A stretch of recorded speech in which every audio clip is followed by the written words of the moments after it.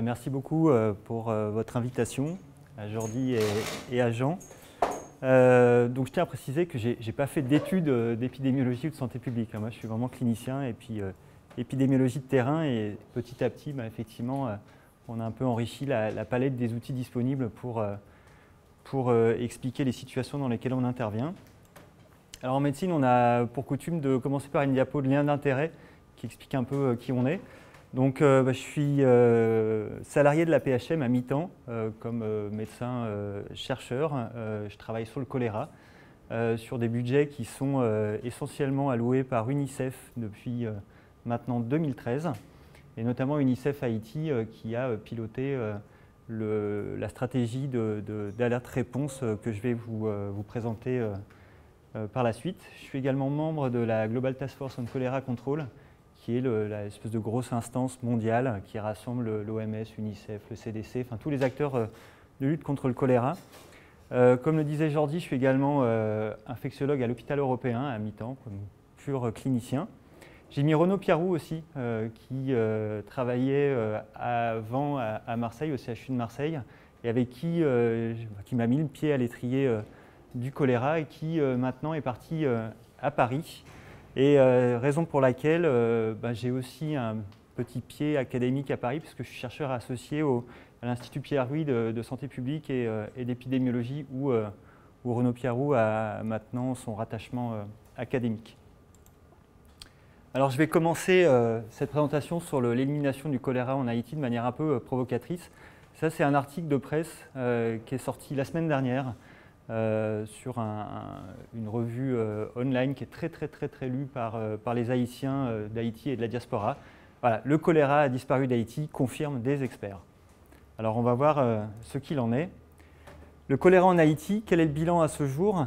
Donc Haïti, vous savez, c'est un petit pays dans la Caraïbe, accolé à la République dominicaine, 28 000 km² quasiment, très densément peuplé. On ne sait pas exactement la population parce que ça fait longtemps qu'il n'y a pas eu de recensement, mais c'est 11 à 12 millions d'habitants probablement.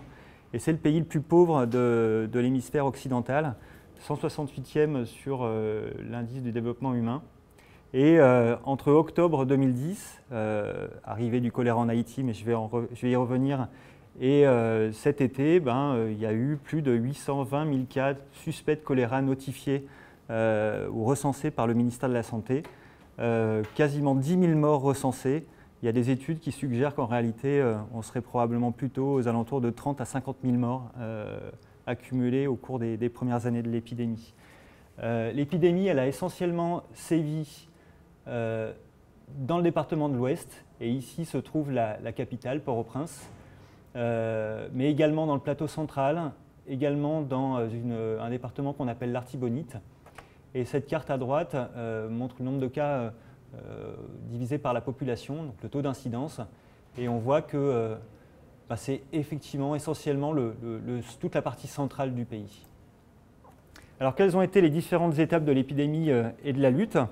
Donc voici la courbe épidémique depuis son origine en 2010. Vous avez en bas, en bleu, la pluviométrie qui est recueillie par la NASA par satellite. Les deux courbes oranges montrent le nombre de cas journaliers de choléra enregistrés par le système de surveillance. Le orange foncé, c'est pour le département de l'Ouest, où se trouve Port-au-Prince, et le orange clair, c'est tout le reste du pays. La courbe rouge, c'est le taux de létalité, rapporté en pourcentage sur l'axe des ordonnées de droite. Les différents gris sont les différentes années, et je vous ai mis comme ça là, le nombre de cas et le nombre de décès pour chaque année en fusionnant donc fin 2010 et 2011. Alors octobre 2010, c'est l'importation du choléra du Népal et suivi d'une explosion épidémique. Vous avez certainement entendu parler de cette histoire-là. C'est d'ailleurs Renaud Piarou qui avait été missionné par le ministère de la Santé, par le gouvernement français, à la demande de la présidence haïtienne pour aller investiguer l'origine de l'épidémie, quelques semaines après son début fin octobre 2010. Et en analysant la distribution spatio-temporelle des cas de choléra avec Jean Godard, ils avaient effectivement confirmé que tout avait commencé dans une petite commune du plateau central ici qu'on appelle Mirebalais, avant ensuite d'exploser ici dans l'Artibonite et puis de se répandre dans le reste du pays. Et en remontant la piste de l'origine du choléra, chose qui avait déjà été faite par des journalistes, hein, mais en remontant la piste avec des méthodes purement épidémiologiques, ils sont arrivés à un camp de casques bleus situé dans un hameau à proximité du bourg de Mirebalais, où un contingent de casques bleus venait d'arriver du Népal, où sévissait une épidémie de choléra. Et il y a certainement eu des malades dans ce camp. Toujours est-il que le contenu des latrines était régulièrement récupéré et déversé dans une fosse à l'air libre située à quelques centaines de mètres, qui était juste au-dessus de cette petite rivière ici, qui ensuite s'écoule pour rejoindre le principal fleuve du pays, l'Artibonite, qu'on voit s'écouler ici vers la mer. Et toute cette zone, c'est une immense plaine risicole que vous voyez là, alimentée par des canaux dont l'eau provient directement de l'Artibonite. Et donc l'hypothèse, qui n'a jamais pu être confirmée par la bactériologie ou autre, parce que c'était trop tard, c'est qu'il y a eu contamination du fleuve Artibonite par le contenu des latrines de ce camp de casques bleus avant une diffusion à l'intégralité du pays. La génétique est venue confirmer tout ça, la génétique des souches de choléra d'Haïti et du Népal, mais j'en dirai un petit mot tout à l'heure. Et ensuite, il y a eu une explosion épidémique. Alors ça, c'est un travail qu'on avait fait avec Jean en 2012 et 2013, où on avait comparé, on avait classifié les courbes épidémiques communales. Vous voyez ici en 6 classes, de la classe A à la classe F. La classe A, c'était un début extrêmement brutal, immédiat. La classe B, c'était une latence, puis un début très brutal. La classe C, c'était une latence plus importante, puis une montée en puissance un peu plus progressive. Et ensuite, on avait cartographié ces différentes topologies de courbes. Et on voyait donc un début à Mirebalais, ensuite une explosion dans la plaine de l'Artibonite, et ensuite une propagation un peu comme une onde de choc, allant en s'atténuant de manière centrifuge. Jean avait aussi regardé le rôle de la pluie dans ce travail par des méthodes d'ondelettes. Et on voyait que effectivement, le choléra était favorisé par les forts pics de pluie. Alors en 2010-2011, il y avait tellement de malades, là on parle de plusieurs centaines de milliers de cas, hein, jusqu'à 4500 cas en une journée recensés dans le pays. L'objectif de la lutte, c'était absolument sauver des vies, quoi. Il y avait des immenses centres de traitement du choléra, de plusieurs centaines de lits, enfin, c'était vraiment la guerre. Et puis en 2011-2012, petit à petit, ça s'est atténué, comme vous voyez. Les pics les vagues épidémiques ont commencé à être moins intenses, tout en demeurant rythmées par les pluies. Et à ce moment-là, donc toujours l'objectif, c'était de sauver des vies avec des centres de traitement du choléra tenus par des ONG comme MSF. Mais il y avait également une réponse communautaire qui visait à essayer d'éviter que les flambées ne se propagent dans les localités et les zones rurales et les quartiers des villes, en distribuant du chlore, etc., etc. Mais tout ça a été d'abord très insuffisant, eu égard au nombre faramineux de nouveaux cas, et puis c'était très très mal coordonné. Et alors fin 2012, il s'est passé un truc assez dramatique, c'est que voyant l'importante diminution de l'incidence depuis 2010-2011, les principaux acteurs de la réponse et les bailleurs qui les finançaient se sont dit, bon, bah voilà, le choléra en Haïti, c'est réglé, il y a la Syrie, il y a autre, allez, on arrête tout, on plie bagage. Alors qu'à ce moment-là, Haïti restait la première épidémie de choléra du monde, dans un petit pays. Et donc tout le monde a plié bagage, de telle sorte que pendant la saison sèche qui a eu lieu entre fin 2012 et début 2013, il ne se passait plus rien sur le terrain. Avec la direction de l'épidémiologie haïtienne, on avait investigué les principaux foyers résiduels de choléra en Haïti. On était allé voir si y avait de la réponse communautaire de fait, de la sensibilisation, de la distribution de produits chlorés, de savon, etc. Et comme vous voyez, il n'y avait pas beaucoup de verre. La majeure partie des foyers de transmission active du choléra étaient laissés à l'abandon. En réalité, tout le monde se reposait et tout le monde attendait la prochaine vague épidémique qui ne manquerait pas d'arriver. Et donc voyant ça, on a fait un plaidoyer important auprès des autorités sanitaires pour relancer la lutte. et UNICEF justement a embrayé, de telle sorte que mi-2013, une stratégie d'alerte-réponse a été lancée dans le pays, avec donc, le ministère de la Santé publique et de la Population, le MSPP, UNICEF comme principal coordonnateur de la réponse, APHM parce qu'on a été quand même les instigateurs de ce mouvement et on est resté les principaux conseillers, on va dire, de la stratégie. Et donc on a commencé par mettre en place un système d'alerte hebdomadaire basé sur des critères assez simples que la direction d'épidémiologie analysait de manière hebdomadaire. On a un peu essayé de fluidifier le système de circulation de l'information de façon à ce que les acteurs de la réponse sachent rapidement où aller et quoi faire. Donc vous voyez ici, par exemple, entre mi-2013 et mi-2017, la distribution des alertes rouges, oranges et vertes. Donc on était toujours dans les communes que je vous ai montrées tout à l'heure. C'est un système de rayures, là où plus la rayure de la couleur rouge est importante, plus la proportion du nombre de semaines sur cette période-là en alerte rouge est importante. Et donc, il y a eu une stratégie nationale d'intervention ciblée mise en œuvre par des équipes mobiles de réponse rapide qui a été mise en place. Donc, en pratique, c'est quoi? C'est une équipe de 3 ou 4 Haïtiens issus des communautés, véhiculés avec une voiture, qui, dès qu'un malade arrive de quelque part, part tout de suite, le jour même, le lendemain, au pire le surlendemain, sur place, dans la maison, le voisinage, le quartier, pour aller investiguer, vérifier ce qui se passe, chercher s'il n'y a pas d'autres cas, sensibiliser les gens au risque du choléra, aux méthodes de prévention, distribuer des savons, des produits de traitement de l'eau, mettre en place des points de chloration au niveau des sources où les gens viennent puiser l'eau, mettre en place, comme en bas à droite, des stations de traitement de l'eau un peu plus, on va dire, techniques quand c'est pertinent. Et finalement, sur ces 6 années, cette petite armée a quand même mis en œuvre plus de 50 000 réponses comme ça ciblées partout dans le pays. Alors ça, c'est la courbe épidémique réduite à compter de mi-2013. Et vous voyez en bleu le ratio du nombre de réponses divisé par le nombre de cas quotidiens qui augmente progressivement au fil des années. Cette courbe, elle illustre les réponses aux alertes. On a regardé les alertes au choléra à l'échelle des communes et des semaines et on a cherché à savoir si ces alertes avaient reçu une réponse au cours de la même semaine. Quand c'est bleu, c'est qu'il y a eu effectivement une réponse dans la semaine. Quand c'est rouge ou quand c'est orange, c'est une alerte rouge ou orange qui n'a pas été répondue dans la semaine. Et on voit que finalement, la mise en place n'a pas été simple et que tout ça s'est amélioré petit à petit.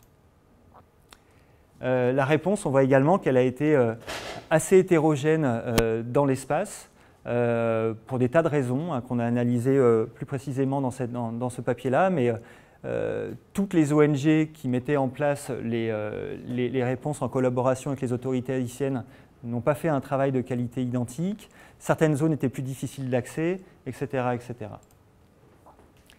Alors en 2014, il y a eu, vous le voyez ici, une importante accalmie et une occasion manquée d'en finir avec l'épidémie, comme le montre cette flambée épidémique à la fin de l'année. Alors qu'est-ce qui s'est passé? Donc tout ça est un peu chargé, mais je vous demanderai simplement de vous concentrer sur cette courbe-là.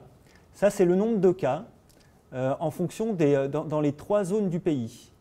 La zone nord en vert, la zone de Port-au-Prince, la capitale, en marron, et la zone sud en violet. Vous voyez que pendant toute cette période, il y avait du choléra quasiment plus que dans la partie nord du pays, et qu'à la fin de l'année, ça a visiblement explosé dans la zone métropolitaine de Port-au-Prince. On a analysé, on a génotypé des souches de cliniques de choléra recueillies pendant toute cette année-là, et on s'est rendu compte que contrairement à ce qu'on pensait initialement, le choléra n'était pas revenu à Port-au-Prince en provenance de la moitié nord du pays où il avait demeuré, mais on s'est rendu compte qu'en fait l'explosion de Port-au-Prince, elle avait pour origine Port-au-Prince. Et pour quelle raison? Tout simplement parce que il y a eu un défaut de surveillance dans certains quartiers de la capitale. Alors vous voyez ici, c'est un zoom sur Port-au-Prince, vous avez les différentes communes qui constituent la zone métropolitaine avec les différentes couleurs. Les ronds montrent le nombre de cas proportionnel par quartier de la capitale. À gauche, vous avez le nombre de cas par jour avec les mêmes codes couleurs.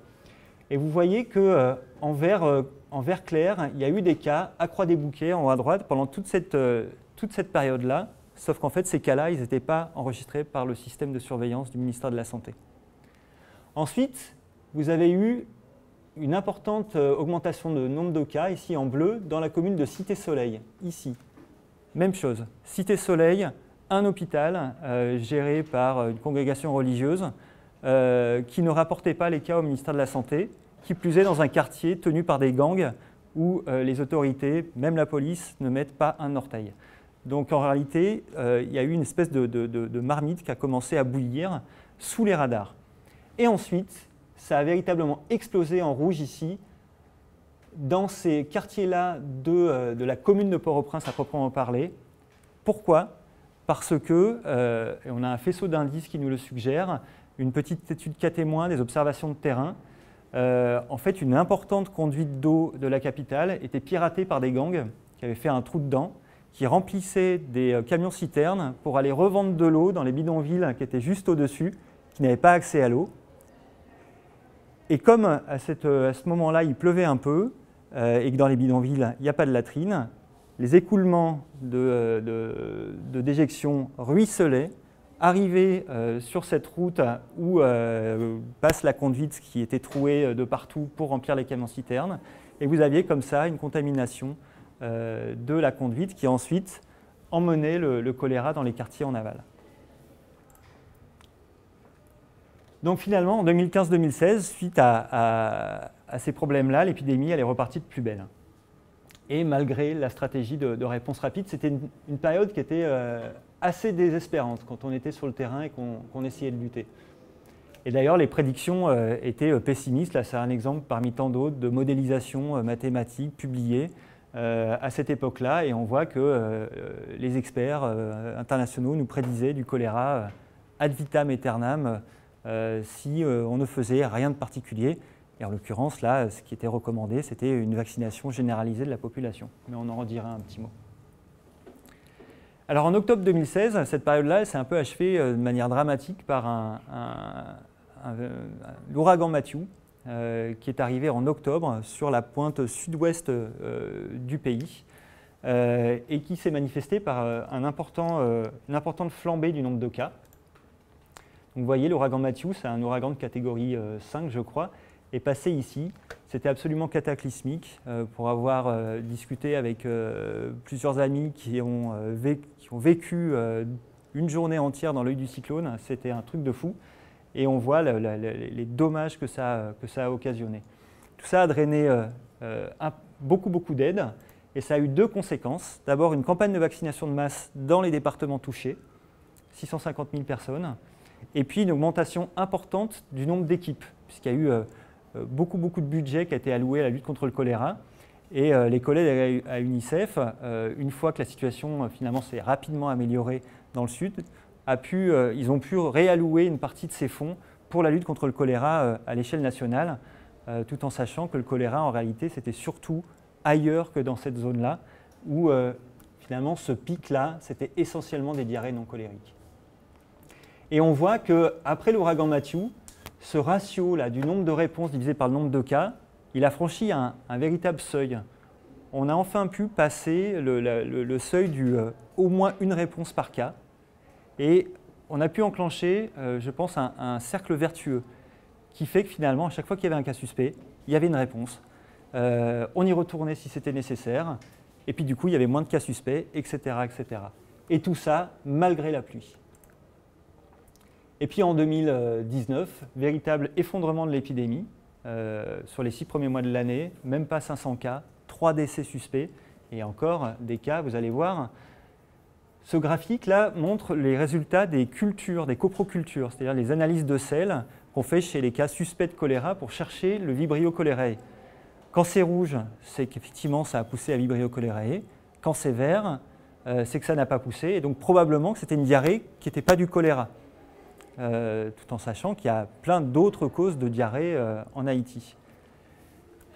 On voit que la dernière culture positive en Haïti, elle remonte au 4 février dernier. Et depuis, donc là ce graphique, je l'ai arrêté en juillet, mais là maintenant on est à plus de 1000 coprocultures consécutives, toutes négatives pour le choléra. Et issues des 4 coins du pays. Alors certes, il y a des communes qui n'ont pas été échantillonnées, mais en fait c'est des communes où il y a tellement plus de choléra depuis très longtemps qu'en fait les médecins sur place, les infirmiers qui gèrent les malades, quand ils voient arriver une diarrhée, ils ne pensent même plus au choléra, quoi. Pour eux c'est évident, c'est des diarrhées qui surviennent de manière isolée, sporadique, sans cas secondaires, qui ne sont pas graves. Donc se pose véritablement la question de l'élimination. Alors quels sont les facteurs qui peuvent expliquer, qui sont susceptibles d'expliquer la situation actuelle? Est-ce que c'est, finalement, je vous ai beaucoup parlé de cette stratégie de réponse, mais peut-être qu'en réalité c'est l'amélioration des conditions de vie. Alors il y a eu les grandes études du DHS. En Haïti, ils appellent ça EMUS. Donc la proportion de la population utilisant une source d'eau améliorée, c'est-à-dire pas des eaux de surface, pas des puits peu profonds ou mal protégés, pas des sources non protégées, elle est passée de 65% en 2012 à 74% en 2016-2017. Petite augmentation, ce n'est pas spectaculaire, je ne suis pas sûr que ça suffise à expliquer la situation actuelle. La proportion de la population utilisant des installations sanitaires améliorées, c'est-à-dire une latrine bien faite ou des toilettes modernes, etc., elle reste faible, elle n'a quasiment pas bougé, elle est à moins d'un tiers. La proportion de ménages chez lesquels a été observé un point de lavage des mains fonctionnel, c'est-à-dire avec de l'eau, avec du savon, vous voyez qu'elle s'est effondrée là pour le coup, elle n'était déjà pas fantastique. Là, on est à 10% de la population, donc ce qui est absolument insuffisant. Donc, pas certain que ce soit l'amélioration des conditions de vie qui permettent d'expliquer cette diminution de l'incidence du choléra. Est-ce que c'est l'immunité? Finalement, il y a eu tellement de cas qu'il y a eu une part importante de la population qui a dû développer une immunité. Effectivement, je vous ai parlé de quasiment 1 million de cas enregistrés. On sait qu'il y a 3/4 des patients infectés par le choléra qui demeurent asymptomatiques. Ça veut dire que probablement il y a plusieurs millions d'Haïtiens qui se sont fait infecter par le Vibrio sans tomber malades. Donc ça suggère que la proportion d'Haïtiens ayant une immunité contre le choléra, elle a dû atteindre 30-40% à un moment donné. Le problème, c'est que cette immunité, on sait qu'elle est transitoire. Vous rajoutez à ça le renouvellement de la population. J'avais fait une petite modélisation qui montrait que à partir de 2016-2017, l'immunité dans la population, et quels que soient les scénarios possibles, elle a commencé certainement à s'effondrer. Alors, est-ce que c'est les campagnes de vaccination orale contre le choléra? Alors, je vous ai mis ici les zones qui ont été vaccinées depuis 2012. On est à un peu plus d'1 million de personnes vaccinées avec 2 doses dans le pays. C'est de l'ordre de 10%. Et en plus, vous voyez que sur ces 1 million, il y en a 650 000 qui sont dans la zone ici touchée par l'ouragan Matthew. Alors, vous avez vu tout à l'heure que le choléra en Haïti, c'était essentiellement la partie centrale du pays, où il n'y a eu que quelques petites campagnes assez localisées. Donc, vraisemblablement, ça n'a pas joué de rôle. En plus, l'efficacité du vaccin, à mon avis, elle est quand même largement surestimée. Je vais citer un exemple de réponse qu'on avait fait avec Jean Godard notamment, suite à une publication concernant une étude d'efficacité vaccinale dans un bidonville à Port-au-Prince. Il nous annonçait fièrement une efficacité à 97,5% à l'issue d'une étude qui était complètement biaisée, pour ne pas dire pire que ça. Et quand on regarde les zones vaccinées dans le temps, en regardant la provenance des cas suspects de choléra dans les zones vaccinées et dans les zones non vaccinées avoisinantes, on voit que ça ne change pas grand-chose. Alors cette courbe est un peu chargée, et vous voyez en bleu, c'est un des 3 quartiers de la grande ville du nord d'Haïti qui s'appelle Cap-Haïtien, qui a été vacciné fin 2012. fin 2013, pardon, importante campagne de vaccination. La courbe verte et la courbe Bordeaux, c'est les deux autres grands quartiers de cette grande ville. Ben, vous voyez que finalement, quand ça a baissé partout, y compris dans les zones non vaccinées, et quand ça a repris partout, y compris dans la zone vaccinée. Alors venons-en, et je terminerai là-dessus, à ces équipes de réponse rapide et ciblées. Alors ce n'est pas une invention, hein, ça date d'assez longtemps. J'avais retrouvé cette vieille publication de 71 écrite par un médecin militaire français qui recommandait l'utilisation d'équipes mobiles polyvalentes au rôle assez similaire à celui que je vous ai cité. Finalement, les acteurs de l'eau et de l'assainissement, ils ont coutume de mettre en œuvre, donc les ONG, hein, de mettre en œuvre en réponse aux épidémies de choléra des stratégies comme ça. Après tout, c'est du bon sens. Hein, pour éteindre un feu, on verse de l'eau dessous. On sait que le choléra est transmis par de l'eau contaminée par des matières fécales. Lutter contre le choléra, c'est trouver un moyen de désinfecter l'eau. Pastilles de chlore, ébullition, etc., etc. Le choléra, c'est transmis par les mains sales. Distribuons des savons, expliquant aux gens qu'il faut se laver les mains. Donc tout ça est du bon sens, c'est fait sur le terrain, mais finalement c'était complètement absent de la littérature médicale ou de santé publique sur le sujet. Peut-être, c'est une hypothèse, parce qu'elle est largement écrite par des médecins, et que les médecins, ils ne s'occupent pas d'eau et d'assainissement, ils ne s'occupent pas de sensibiliser les gens à désinfecter l'eau et à se laver les mains, quoi. Mais ça revient, c'est à nouveau populaire. Alors on a vu arriver des acronymes. CATI, c'est Case Area Targeted Interventions, donc des interventions ciblées autour des cas. Les RRT, comme Rapid Response Teams, voilà, c'est un peu maintenant des mots-clés comme ça qu'on entend dans beaucoup de bouches et qui font l'objet de publications croissantes. C'est théoriquement efficace selon la littérature. Pourquoi aller répondre rapidement autour des cas ? Ben, on sait que les membres d'une maisonnée de la famille d'un cas, ils ont un risque important d'attraper le choléra, ou en tout cas d'être contaminés par le Vibrio cholerae de leurs parents. Il a également été montré un surrisque transitoire de choléra dans le voisinage des malades, des maisons des malades. Il a également été montré par un essai randomisé que distribuer de quoi traiter l'eau et de quoi se laver les mains à une famille d'un malade, ça réduisait le risque qu'il y ait des cas secondaires dans cette famille. Et puis des études de modélisation ont également montré que des réponses ciblées par des équipes mobiles, ça pourrait être intéressant. C'est efficace sur le terrain, empiriquement, moi je peux vous dire que c'est efficace. Quand vous avez un début de flambée qui est répondu en temps et en heure, bah, vous voyez que ça n'évolue pas. Quand vous avez un début de flambée qui n'est pas répondu parce qu'il n'y a plus d'intrants pour répondre, parce qu'on a raté le début, et ben vous voyez qu'elle s'étend. Et je pense qu'il ne faut pas négliger cette légitimité à rapporter des expériences. C'est un truc qui est quasiment dévalorisé en épidémiologie, je trouve. Mais enfin, les pompiers, pour montrer qu'ils sont efficaces pour éteindre les feux de forêt, il ne faut pas des études épidémiologiques. Ils font des retours d'expérience, des rétex. Et c'est quelque chose qui a, je pense, sa légitimité dans la description du réel. Et c'est d'ailleurs ce que j'avais essayé de réhabiliter dans une petite lettre que j'avais envoyée il y a quelques années. C'était pour réhabiliter l'épidémiologie de terrain face à la mathématisation généralisée de la santé publique. Et puis sur la courbe épidémique, je vous l'ai montré tout à l'heure, l'impact il paraît évident. Et puis, truc intéressant, même le meilleur modèle de prédiction, qui est celui développé par des collègues de l'école polytechnique de Lausanne, depuis 2017, il déraille complètement, comme vous le voyez. Donc c'est la courbe bleue, et les petits points noirs, ce sont les observations. En 2017, ils ont complètement raté ça.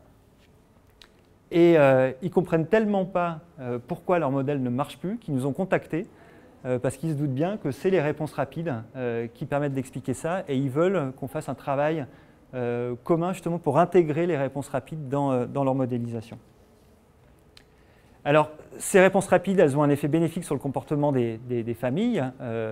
Là, je viens de co-encadrer un travail de master de santé publique fait sur l'analyse de quasiment 1400 visites domiciliaires faites 2 semaines en moyenne après les interventions pour voir un peu ce qu'il en reste. Bah, les gens disent qu'ils traitent beaucoup plus l'eau qu'avant. Et puis quand on teste le chlore résiduel libre dans les réserves d'eau qu'ils ont à la maison, et ben on voit que c'est pas si mal du tout. Donc les pastilles de chlore qui sont distribuées sont utilisées.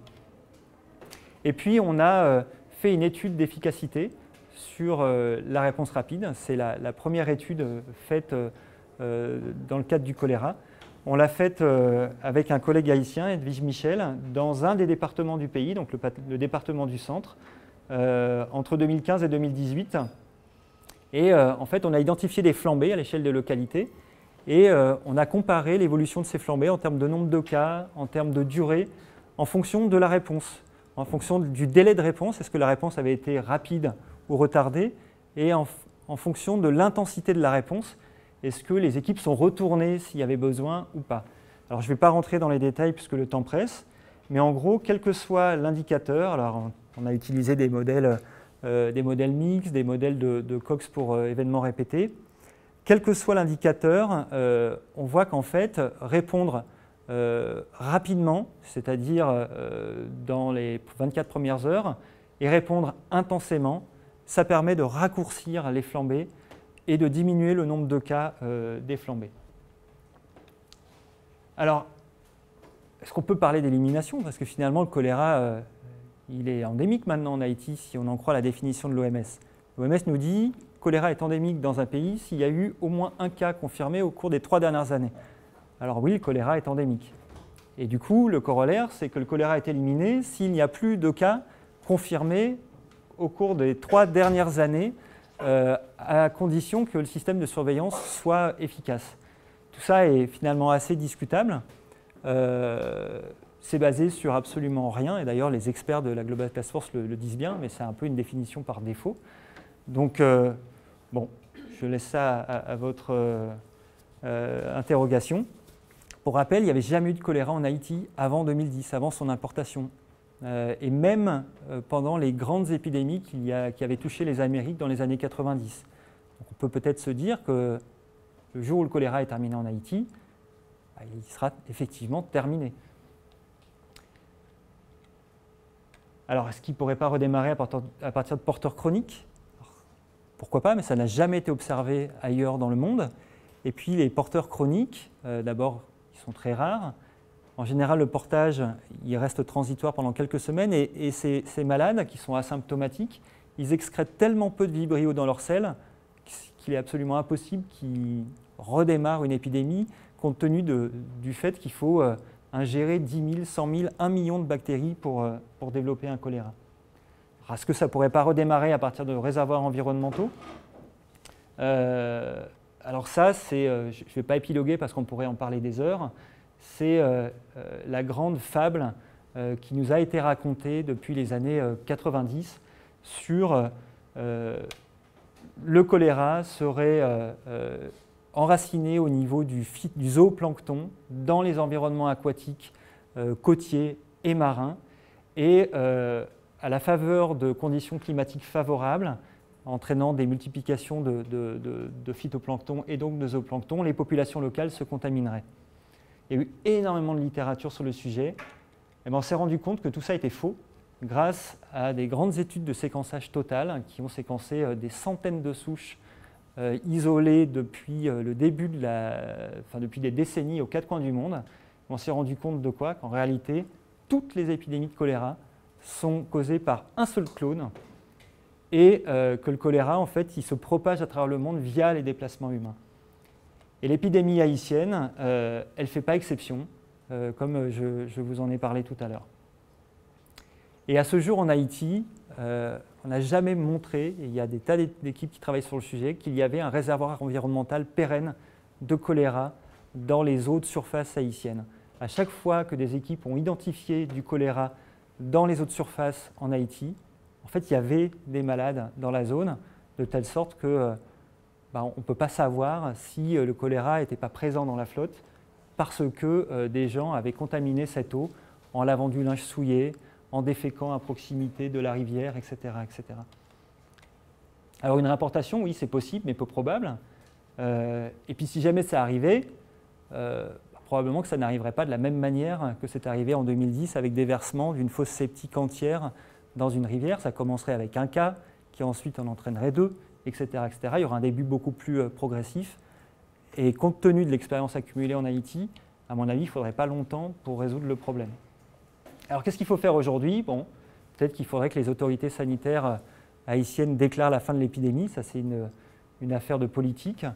En tout cas, il faut renforcer la surveillance. Il faut maintenir une capacité de réponse. Faut-il vacciner? Alors, il y a un grand débat aussi sur ce sujet.